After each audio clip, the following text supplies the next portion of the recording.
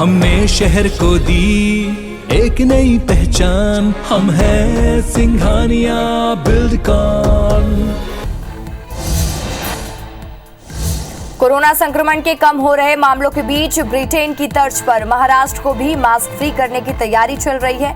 हालांकि राज्य सरकार ने कहा कि केंद्र सरकार और कोविड टास्क फोर्स के सुझावों के बाद ही इस पर आगे कोई निर्णय लिया जाएगा। महाराष्ट्र में स्वास्थ्य मंत्री राजेश टोपे ने कहा कि हाल ही में कैबिनेट की बैठक में हमने राज्य को मास्क फ्री करने पर चर्चा की है। सभी के सुझाव के बाद ही जल्दी सरकार फैसला लेगी।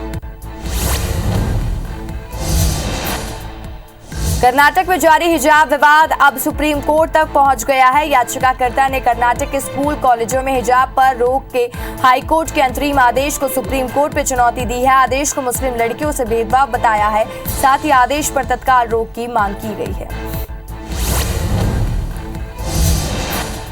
देश में हिजाब पर जारी सियासत के बीच असम के मुख्यमंत्री हिमंत बिस्वा शर्मा का बयान सामने आया। उन्होंने कहा, अगर कोई छात्र हिजाब पहना हुआ है तो शिक्षक को कैसे पता चलेगा कि छात्र समझ रहा है या फिर नहीं।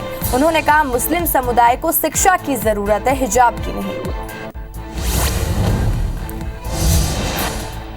हिजाब विवाद पर केंद्रीय मंत्री गिरिराज सिंह का बयान सामने आया। उन्होंने कहा, आज देश के जो हालात है उसमें एक देश एक कानून होना चाहिए। ये देश एक है इसलिए कानून भी एक होना चाहिए। ये इस देश का दुर्भाग्य है कि वोट के सौदागरों ने तुष्टीकरण की राजनीति के कारण देश के हालात इतने बिगाड़ दिए हैं।